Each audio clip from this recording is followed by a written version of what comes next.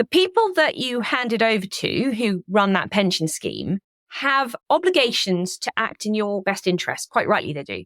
But at the moment, that's defined purely as maximizing the investment returns that they get for you. So all they focus on is profit. That's all they're legally meant to focus on. And they can't really legally consider the fact that they're investing those things, that money that you gave them, and it's your money, they're investing it in ways that actually could undermine your future quality of life and your future security, which when you think what a pension is there to do is a bit crazy. So we need to get that law changed so that the people who look after your money still have to act in your interest, but they're allowed to weigh up financial return against negative impact and also pro-positive impact.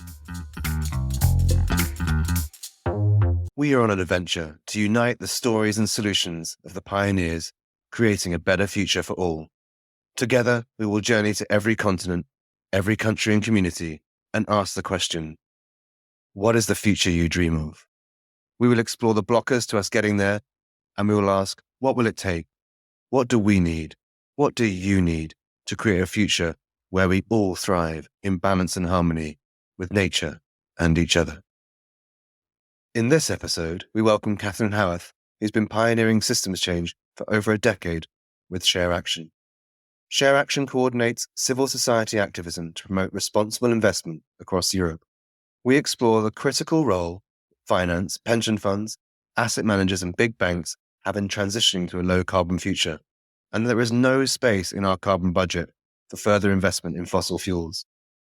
Catherine talks about their formula for successful campaigning, the need for us to be a movement for change and influence our pension funds, and how that can happen, and a vision for a sustainable financial system that serves society instead of being so self-serving. You can read the action takeaways from this episode, comment, co-create future episodes, and connect with fellow changemakers in the Future Planet Community of Action.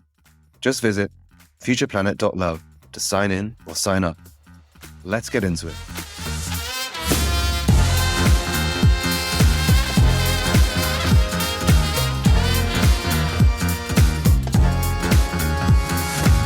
Hi, nice to see you. Nice to welcome you to the podcast. I feel like the best person to introduce yourself would probably be you. So who are you and where are you from?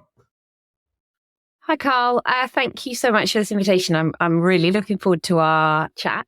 I'm Catherine Howarth, and I guess you asked me, there's lots of things about who I am, but I guess you asked me because I have been working for a very long time, more than 10 years, at ShareAction, which is an organization trying to create systemic change in the financial sector and make the financial sector one that really serves our planet and its people.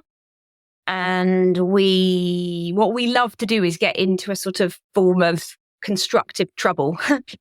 We are shareholder activists driven by our social and environmental ambitions and ideals. And what we sort of do is use this incredible toolkit that exists that shareholders have, the right to turn up at the annual general meeting of a really powerful company and speak direct to the board, the right to file a shareholder proposal, which all of the shareholders have to vote on, that kind of thing. So that's what we do. And I've been there having a very good time with it, experimenting with it and trying to stretch myself along the way for 14 years. Yeah, it's been fantastic to notice and watch the movement, I think, that you've built grow, and certainly the team that you've built grow, and see it evolve over time. And as you've worked through different projects and supported different organizations as well. I love the idea of constructive activism. I think for me, it's one of the heartstones of how we'll create systemic change. And I love the space that ShareAction, shareholder action, in fact, is exactly what you're looking for, right? It is. I love the space that ShareAction exists in and the role that it plays. And certainly as a community, we've seen more and more the importance of the investor relationships and the relationships that shareholders have with businesses, certainly to empower change makers that are looking to transform those organizations to be better, to be able to get that buy-in from those senior stakeholders as well. And it's one of those organizations that I've always seen as being an ally as opposed to an against in terms of like the movement for change. what are some of the projects that you've worked on over the last, I guess, 4 to 5, maybe 6 or maybe more years that kind of sort of give us an example or give us an illustration around some of the work that you do and some of the challenges that you look to solve through the work that you do? So I'll give you a couple of examples. So one thing that's just been more in the last 5-6 years is the work that we've done to challenge massive banks, all the biggest banks in the UK, but actually a huge number of banks across the whole of Europe, to really step up around the critical role they have to play in the climate transition, the low carbon transition. So, everyone fixates, and rightly so, on the fossil fuel industry, but frankly, they can't make progress without bank financing, without loans, without being able to issue bonds and so on, all of which is undertaken by their allies in the banking sector. So we thought it would be a smart thing to focus our climate work on the banks. And it has actually proved incredibly fun, but really effective too. And the reason banks are important is not just that they are playing this incredibly problematic role in financing more fossil fuels. And we know that there's just literally no space in the carbon budget for any more new fossil fuel financing. But the banks are powerful because they can pivot. They can pivot the lending from fossil fuels to clean and green. And we're not going to create this low carbon transition without massive ramp up of new finance and capital going into entrepreneurs, but also bigger companies that are doing renewables and doing smart green solutions to all kinds of problems. So we just thought it was really important to get focused on the banks and using the ShareAction toolkit. They're very easy to buy. About years ago, I first bought shares in HSBC for a bit of activism. I'll come on to that one in a minute. But, it's just so easy to buy a few shares in a bank and turn up at the annual general meeting and make a bit of a fuss. But also all of the big pension funds, all of the big asset managers have huge holdings in the bank. So it felt quite possible to start building a coalition of investor power. But also, by the way, which we've done all along, is to kind of collaborate with allies in parliament, allies in civil society. Everyone's interested in banks. A lot of people are quite cross with banks, to be honest, which was quite helpful with this campaign. But it's been really positive to see the traction that we've got with that, and exciting because it's just really does make a difference when banks decide they're not going to finance any more exploration in the Arctic or any more new coal. That really does choke off a really important channel of sustenance for things that are problematic and shouldn't be sustained. So that's been a fabulous campaign, which has been a bit of an adventure for us. And the other one I'll mention, which goes back. It's a bit like keyhole surgery that you perform. Like, it's very focused, very targeted. And sorry to interrupt, but I just felt like blending with what you're doing. And so I remember talking to Jamie Broderick about how many tweets it might take to get a pension company to look and think about what they were doing. And it's a very small number of people in a very focused way to the right person that it takes for someone to think, oh, hang on a minute, maybe I should be. And so I'm really, really fascinated and passionate about those types of very incisive, quite simple, quite straightforward solutions. And I like the idea of the fact that you built I think you mentioned a toolkit or a framework as well. Is that what you built? Is that quite simple to follow so different people can? It really is simple. We actually kind of have a bit of a formula. So what we do with a typical campaign and what we did for the banks was you first go out and do a little bit of research on the banks, and then we rank them publicly based on their climate performance. And then you show that research to people that have a lot of shares in banks, like asset managers, and you say, look, there's an issue here. What about coming with us on this?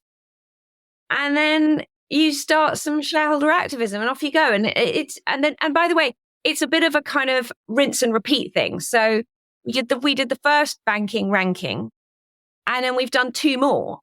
Because each time, actually, what you want to do is create a bit of competition in the banking sector to be good on the climate agenda. And actually, we just just bringing out a new version 3 of our ranking. And of course, everyone's really jostling. And it's funny the way like the people that come at the top of the ranking are like thrilled, even though actually a lot of them have a lot further to go. But the ones at the bottom, it's embarrassing and problematic, and it really, really motivates them. I mean, I'll give you one specific example. Lloyds Bank. The first time we did the banking ranking, Lloyds Bank came at the bottom, or maybe they were second from bottom. I can't remember, like really poor. And somebody in Lloyds used our report for 2 years solid to get them to completely change everything they do. And then the next time we ranked them, they came second from the top. So it was just a really nice. So what I love is when our work is useful to the change makers on the inside of companies. That feels so powerful to receive. I really love that. Yeah, that's a great solution. I actually got so taken away with how good that was. I completely forgot the next piece that I was going to share. Let me just sit with it for a moment. Okay. No, it's gone completely. Well, I could tell you another story. Yeah, tell us another story. Yeah, go. You asked me for 2 examples. I got another one I want to share. Because this one goes back even further into my deep history. Before I did this work, I was a community organizer, like community activist, working in the East End of London at the time when Canary Wharf was just sprouting up as a great big financial district, and there were just a small number of towers, and there was the central main Canary Wharf tower, and I was working on the very, very earliest days of the living wage campaign in the UK. In fact, I was the first person employed to get to work on it. And we thought that Canary Wharf banks would be a really good target. And at the time, Barclays and HSBC were both building their new world headquarters. And we just thought that it would be a really good idea to buy a few shares in those banks and go to the annual general meeting. And I went to one of those meetings with a guy who was cleaning the main Canary Wharf tower, but was all lined up to start work at the HSBC tower. And he asked this amazing question in the annual general meeting of HSBC. This is 20 years ago. And it was really nice because he was a very sort of humble person, but really well read. And he was an amazing guy. He was cleaning for a pittance in this huge business district of Canary Wharf. And his question was so well delivered, and it got all this support from the old pensioners, and particularly I remember one old woman who was older lady who was one of the shareholders of the bank, and she was so moved by his question, she stood up and asked a spontaneous question to signal her support, put a bit of extra pressure on the board. And so, but then because of this rivalry thing, which is really useful to exploit, Barclays was actually the first bank to commit to paying a living wage to the cleaners at its headquarters. And then, of course, HSBC was absolutely compelled to follow. And off the back of that, then some years later, I joined ShareAction, and I thought, well, I want to stick with a campaign I really love and means a lot to me. So I took that campaign, if you like, from community organizing setting into ShareAction, and we've been working on it ever since. And now more than half of the FTSE 100 companies, which are the biggest companies in the UK, they're all accredited living wage employers now. But we still haven't won everything we want to win. And this year, we ramped it up by filing a shareholder resolution at Sainsbury's and pushed them on this issue of the living wage.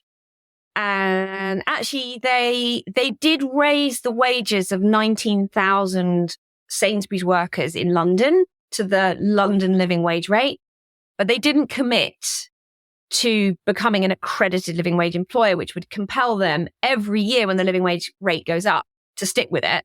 They didn't want to do that. So we haven't completely won. And, it's always a work in progress. And one of our core values at ShareAction is persistence. The other one, by the way, is courage. And so it takes a lot of courage, but it absolutely takes a lot of persistence. And so I've been working on that campaign with many, many amazing people that I love dearly for 20 years. And it's unfinished work, but the battle goes on. Right. But I think that's the thing with working in transformation, particularly in the space that we work in, is it's always unfinished work. And so one of the things that I really grapple with is, when do I say to myself, you did a good job, enough's enough for today, kind of thing. And I find that sort of a fascinating sort of thing to explore, because we don't need to go off on too much of a tangent now, but like, certainly the way that we feel about ourselves in this movement for change, and how we feel about ourselves and this sort of need, like for me, like, did I do enough is like often something that I saw, because it's endless, right? Like that, like there is always something. It is endless. It is endless. And my two boys, who are 11 and 12, like to remind me of that. And, because they're another incredibly important project, and they need time too. Although it's funny, because I actually had the kids just very, very shortly after joining ShareAction, which was my, really exciting new job. And by the way, I never dreamt in a million years I'd still be here 14 years later. Like anyway, you can't see that far ahead, can you, in your life? But quite soon after I joined, I had baby 1.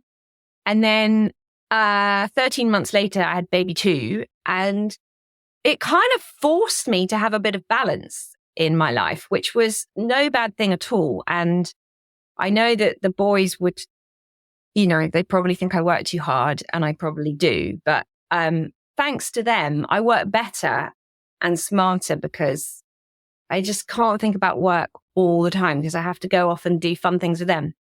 Yeah, that feels really lovely. And certainly, let's explore this, because this feels nice, actually, that sort of human element of being a change maker, or that like sort of the side where it's a funny mix, isn't it? Because we've got a lot of people that have got families, of course, within the community. And I think I would add to courage and persistence, resilience, and perhaps recharging as well. Like, how are we recharging? Where are we recharging? And resilience is part and parcel with that. And so I've certainly noticed the need to like create community in a way that feels like it is inclusive. And by that, like, are we making it a space that people can connect with at different times of the day, or different times of the week, according to whether they've got to do the school run or something like that? But that's kind of, so it feels interesting and curious to sort of create spaces and ways that we can all play a role and all be engaged, whilst also balancing just enjoying the world that we're furiously trying to like preserve, I suppose, would be sort of it's a really interesting. When I have holiday time, which is vital and like gets you away from the desk, which is heaven. Not that I'm really, really desk bound. I'm very fortunate not to be too badly desk bound. But what I was going to say about holiday time is that I actually do think about my work quite a bit during the holiday, and I have really creative and good ideas when I'm away. And it's just so important to get away from the daily grind, even though, of course, I'm a big believer in graft, and I don't think change and transformation comes through anything other than persistent and great effort. I don't think there isn't a pill that you take and it happens. It's all hard work, but it's really true that it needs a pattern of coming in and out of modes of it. And, and I always take a whole month in the summer away, partly because my boys really deserve like a lovely chunk of time. We usually go to Scotland and go in the mountains, and that's lovely. But I come back and it's not been lost time. It's actually incredibly, things filter, you come back, you make better decisions, you prioritize better. It's good. I definitely agree with that. As a founder, I've sort of explored what my own process and structure is. And we're also exploring seasonality around community as well. So when do we feel like, what things do people feel like they need to receive or share at different times through the year? And I reached out to someone and I was like, hey, do you want to come on the podcast? He's like, I'm taking the whole of the winter off to hibernate and then I'll be back in spring. I was like, oh my God, that's amazing. Like that's such an like, I feel like that's partly an aspiration to be able to create those spaces. Certainly we've felt like August and December are times for introspection. And I love the idea of being able to take space to create. It's difficult when there's a lot on and you're very action focused, but I like the idea of building that. And I suppose in a way that's part of, part of the theme of this is a future we can all love. And I suppose us figuring out our own lives and how we would like our own lives to be structured feels like part of figuring out what that future could be. And it's quite a neat segue actually to ask you. So I one of the reasons why we're bringing leading change makers together is to explore what that future is. And I think a lot of the time we can get stuck in the daily do. So like, what's our target? What are we doing for next year? What's our CSR plan? And what's our strategy? Whatever that might be. But actually like taking a moment to really give ourselves that sort of 50, 20 year perspective and not just like, oh, we want to hit 1.5 degrees, but what world are we building? Like, what is in that world? Like, what are we aiming for? Not tactically, but like, what is that? What is the context of that world? Like, how do we live in that world? And I feel like one of the ways that we may, well, first of all, it gives us a vision and a map and a place to aim for.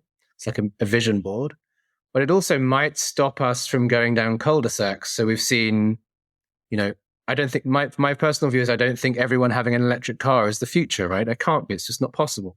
And we've seen it in other industries as well, like composting in the packaging industry. It's like people went down a certain route and then realized that probably wasn't the route to fully go down. And so I'm keen to sort of vision so that we can know more fully like what that world we're painting or what that world to build is.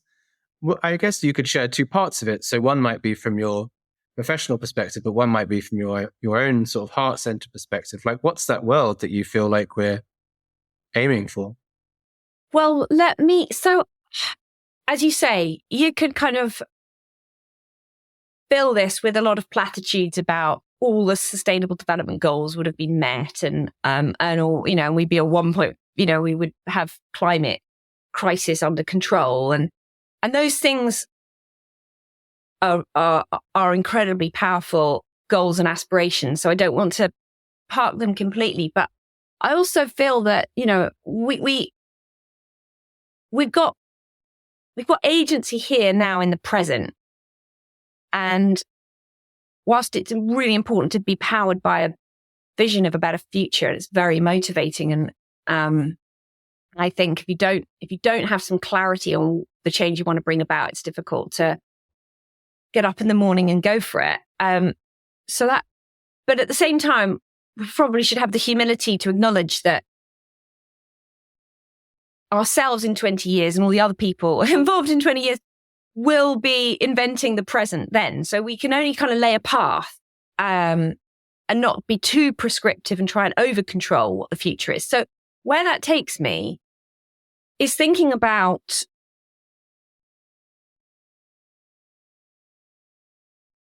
how I'm going to put this. It's thinking about who has a seat at the table. That to me is the critical thing we need to change in the present in order to shape a future that's desirable and I love you. What a great just. Neat. Yes, go. And so, for example, obviously what we're doing at ShareAction is thinking about transformation in the financial sector and the financial system, because it's such a powerful system for shaping the future. In fact, every investment decision is a bet on the future, if you like. It's all about the future, but it's also completely grounded in the problems of the present. And so one of our 4 goals as an organization is that the finance system should be diverse and inclusive at every level. And it really isn't today. So today, the people that have power and make decisions do not look like society at large. They certainly don't look like the global community at large. And so one of the things to chip away at, alongside all the campaigns that have high profile and which we're known for, like, the living wage or, fossil fuel financing in the banking sector is actually about who's got power and agency and how can we bring new voices in and disrupt the cozy status quo of a kind of an elite that really cling on to power. Because as long as a small, tiny and unrepresentative elite hold on to power and finance, they will make decisions which shape the future in their interest. And so that's the thing I'm really passionate about for shaping the future, is thinking about, democratizing the system, basically. I love how you handle that question. You're like, no, we're going in this way, and this is what I think. And it's such a great answer. I really, And so I'm not that happy with chipping away, though. Like, I understand the need for incremental, right? But I'm not that happy with it. So I feel like, that feels like it's going to take a long time. And so, how do we change that? You're right to be really dissatisfied. But I think what can happen is that, so one of my inspirations always in my whole life has been the suffragettes. And, women who said, God damn it, why don't we have power to vote and to be part of who gets to make laws? And by the way, what about us being elected and being able to stand for parliament and so on? But that was a long campaign. It was a chip. And then suddenly, things change. So I do think that one of the things we need to do is sort of, by the way, when you go back 100 years, and now it's so obvious that women should have the vote. But at the time, I tell you, there was vast swathes of men, but also vast swathes of women who said, no, we're not interested. It's not appropriate. Women don't have the education to be able to exercise the vote. And they came up with any number of excuses. And by the way, they look exactly like the excuses that are given for why people with pension savings shouldn't be empowered to be, to have more of a say in the system. So it is one of those things where you've got to sort of make the argument and then excite people about the argument and then give them the things that they can do to create the change, and push and be both impatient and patient at the same time. So I think you can accelerate change. And I think we're sort of arriving at that realization now. I think, so if I feel into like the movement, I mean, this movement for a sustainable future, which has now changed to perhaps a regenerative future, which has been worn lots of different hats. This is not the first iteration of it. But there is sort of a very strong sense of realism now, grounded in a sense of action and being backed up by, I guess, regulation and other things as well. So it feels like, there's this sort of, if we look at Together for Implementation, there's this sort of change now, a very distinct change in that. Probably when you started, it was a niche. It was like a niche topic for a niche group of people in an industry that was also fairly, not niche, but like not seen as being integral to the whole. And then now it's, I think, for the people that are within different industries, they understand the role that we all play. And there's this sort of awakening of the need for collaboration, like on a radical level. And what I love about what you do is it's constructive activism. And so if I think about the millions of people that perhaps were part of XR and were pointing for change in that way, which is an effective way to do it. But actually what is interesting is, would imagine if we had a movement of people that were all in all the right roles, that had access to the right toolkits, that were able to unlock or provide momentum for the work that you're doing, for example. Like, you can then quite easily see how you could start to flip systems with a much more systematic and accelerated way. And so one of the beliefs that I have in what we're building with Future Planet is an intentional community. Because if you have all those key activators in all those key organizations that are engaged in a community of action, then you can start to support people that are already doing great work to go further and faster. And so I think you can actually accelerate it. I think that the thing, some of the challenges around that are what to focus on, what are the right people to welcome into the community or that you need in the room.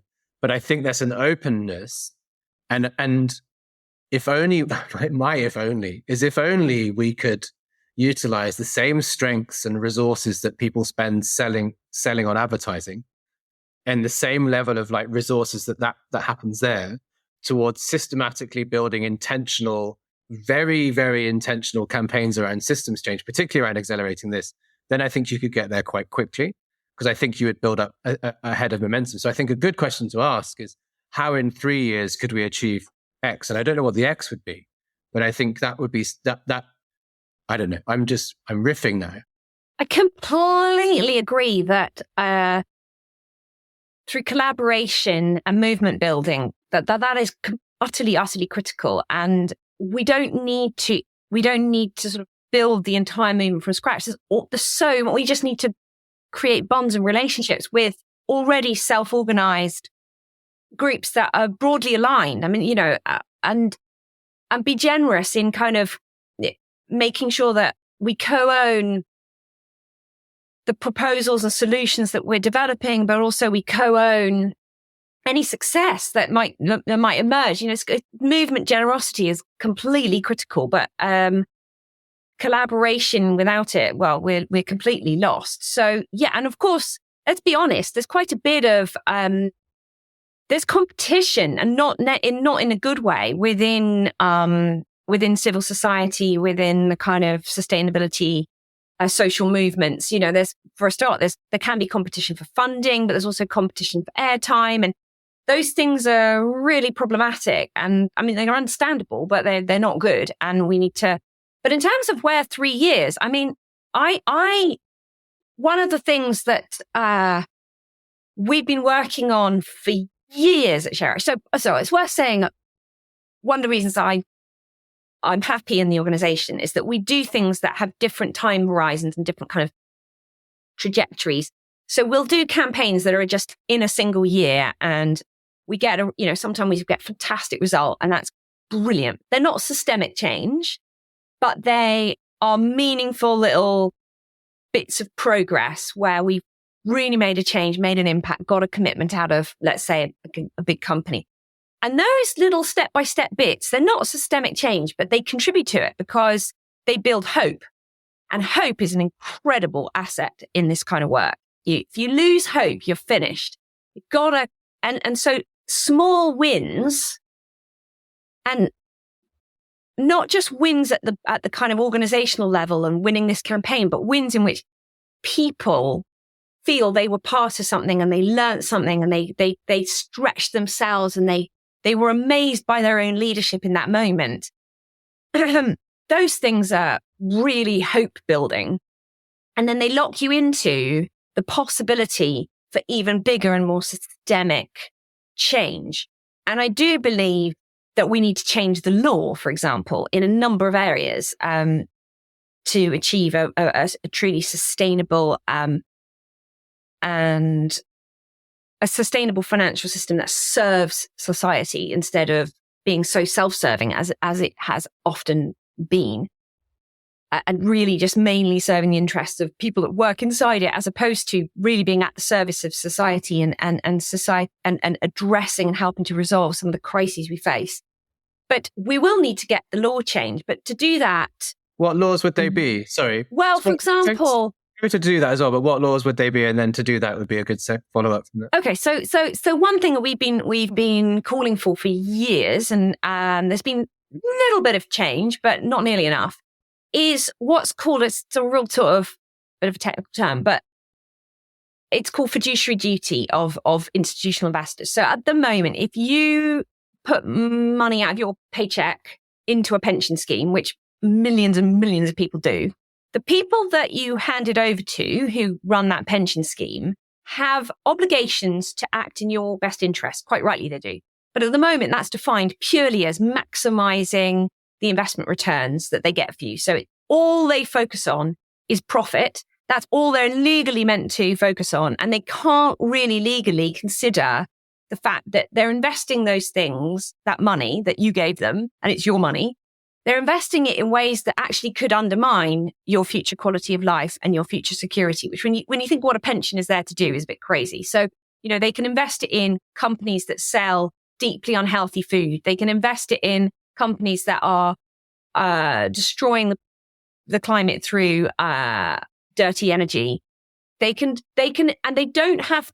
But if those make if those make a good profit, that's great. They've met their legal obligation to you. So we need to get that law changed so that the people look after your money still have to act in your interest, but they're allowed to weigh up financial return against negative impact and also positive impact.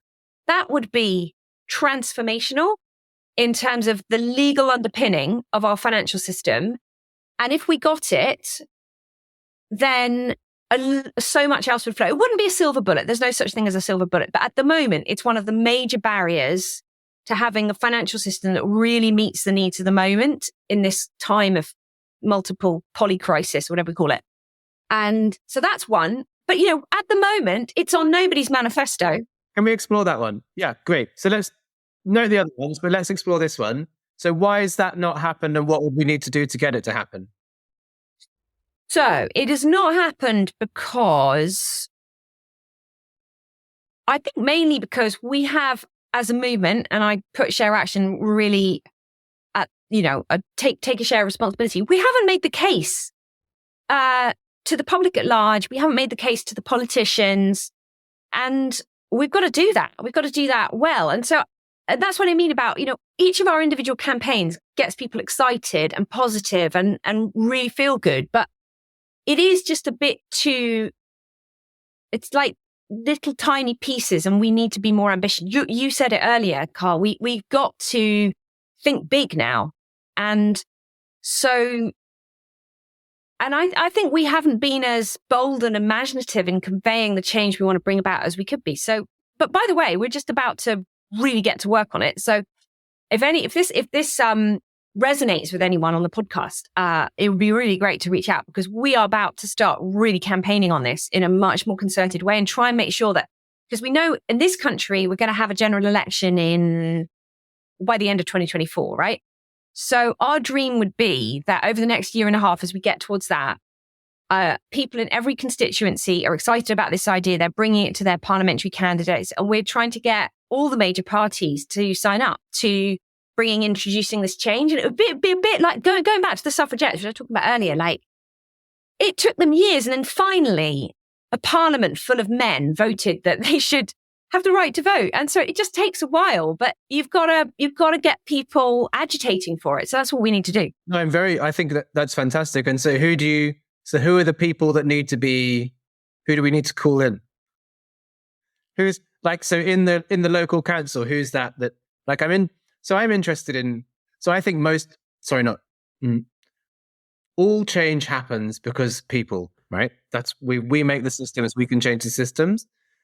And then it's also about being intentional about who we ask to join or who we look for. And there may be champions, and that they're the people that champion what we're doing and then go and find the right people, or maybe influencers as well. But there are also key people. And then, as you've done with your toolkits and frameworks and stuff, you will find they need to have a particular set of things. So I'm guessing that what you've been doing, as well as creating hope and positivity and lots of change, is creating methodology and a structure and a process and a way of doing things that now, when you're looking at something systemic, you can scale up.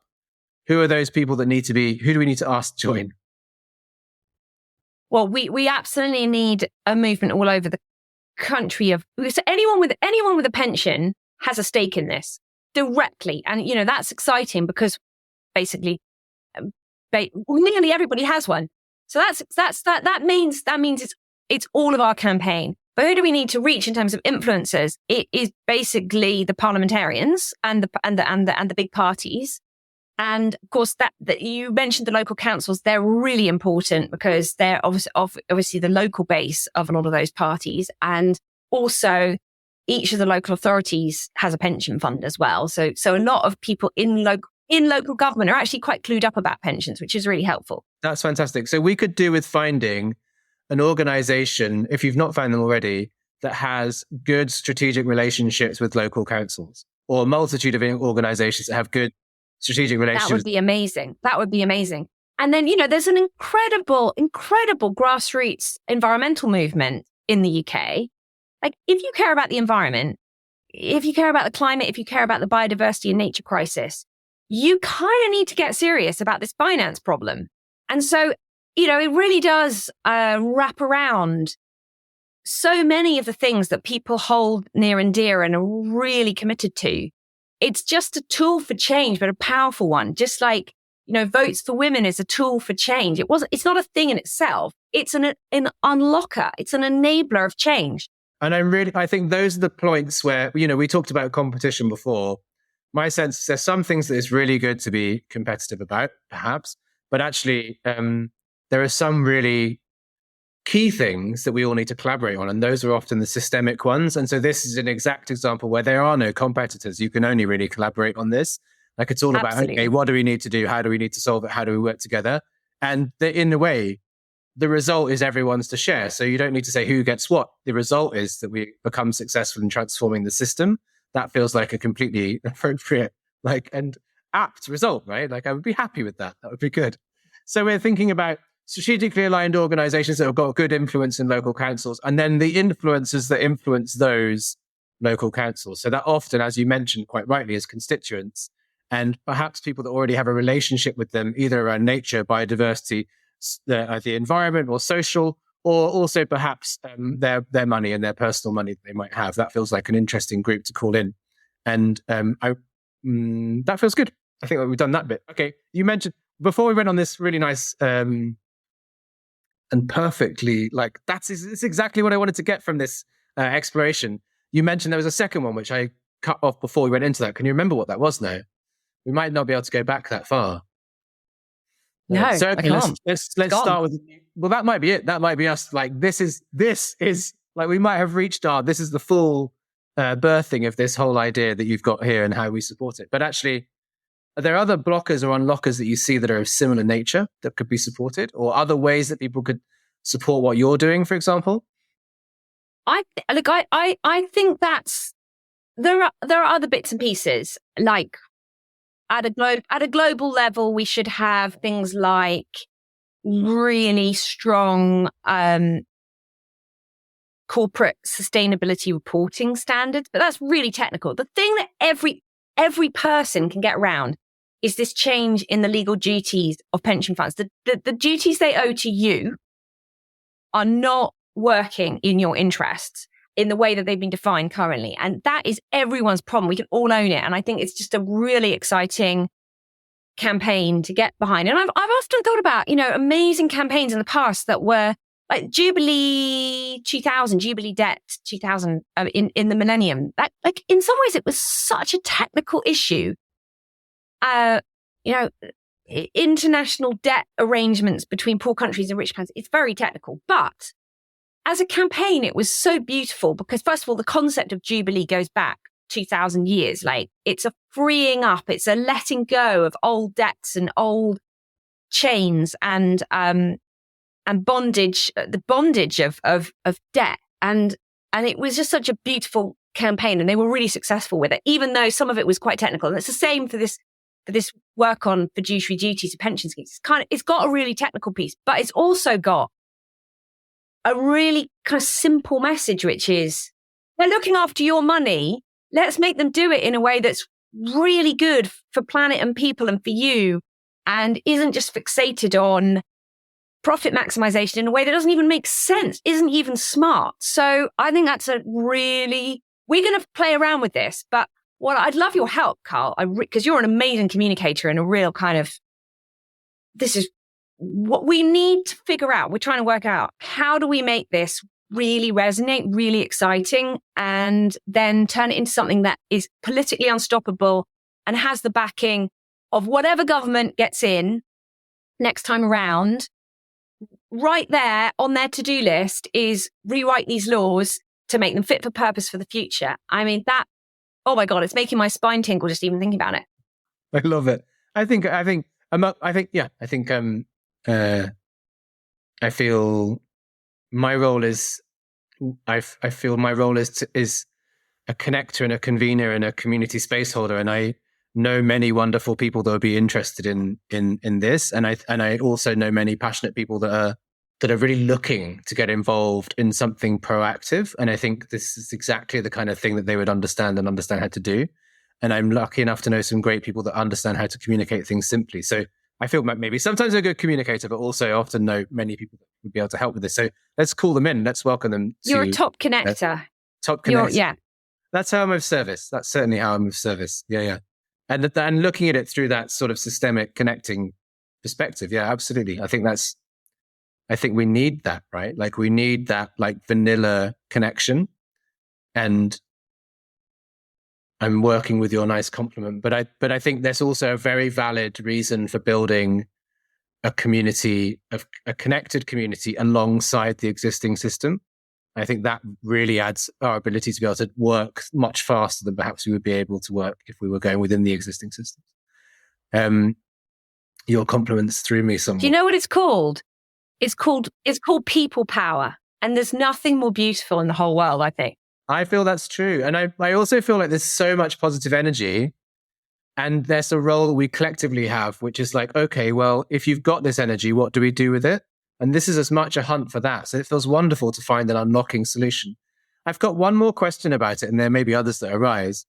Like, how does that connect up on a global level? Like, how does that then translate to other countries? Oh, it's incredibly relevant all over the world. And one of the reasons it connects is that the finance system is global. And, your pension money is invested in economies all across the world. So if we fix this, then that's beneficial immediately to people everywhere. And it's also the case that people everywhere have investments and savings. United States, all across Europe, all across Africa, Asia, and so we've fixed this here. And I think it's our responsibility to try and get this right here. And by the way, if you think about the UK and its history, we've always been, finance is an important industry for our country. And so I think we have a particular responsibility in the UK as citizens to make sure that our financial system in this country is fit for purpose in the 21st century. But it absolutely, it might not be us that gets there first on this. And that's okay too. That's wonderful. In Australia, in the US, there's people absolutely working on the same problems, and we're in touch with lots of them. It's very inspiring. And it wouldn't be enough to win it in the UK. It absolutely needs to happen everywhere. I love the fact that you're collaborating with other people or other organizations in other countries. Yeah, we learn a lot and take a lot of inspiration from people all over.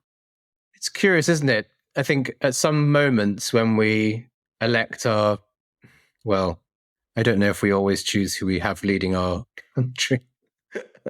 But there's some moments when we're given pause to think about the decisions that our country makes relevant to us. And I don't know if it always happens the way we feel we would like, but I think for me, being able to see and feel the actions we make as people within our countries as being the change that we want to see in the world feels really appropriate. And I'm interested in, I don't know if I am. I mean, virtue signaling isn't really what I'm interested in. I'm really interested in practical action to change the systems and societies that we live in. And I'm interested in leading by example or doing rather than saying other people should do.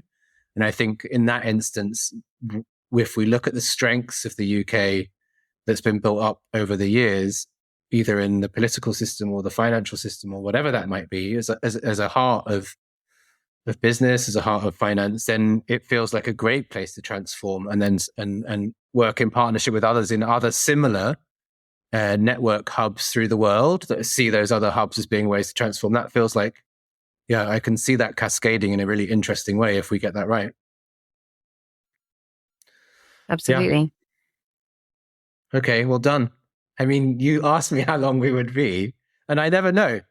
But it feels like there isn't really another way that we could go. No, let's stop. I think let's stop. It's been such a pleasure, and thank you for pulling things out of me. I wasn't sure I was going to say. I hadn't, I prepared a little bit, but not too much, because it's always just nice to lock into somebody else's consciousness and be led by their questions. So thank you so much for helping me say the things I said. I'm never sure where it's going to go, but it always feels like the right things arrive. And yeah, it's truly moving to receive what you're working on and how you've worked on it for such a long time, and to sort of notice where you are now and connect with you at this, what could be a really pivotal moment in this movement. So thank you for sharing that with me and with everyone that's listening to this podcast. And I look forward to collaborating and working with you on the actions that arrive as a result. Thank you. Me too. Please like, rate and share this widely on your social channels. The more people that we can welcome to join us on the journey and support the change makers we champion, the faster we can combat climate change, battle biodiversity loss, and co-create a future we can all love. Where do we go next? What questions did this spark for you? Would you like to know more about a particular topic? Who shall we adventure to? What shall we ask them? Where shall we go? What shall we build? How shall we do this together? Do you have any questions or comments? Join the Future Planet community of action at futureplanet.love to sign in, sign up, and get involved. Together, we can.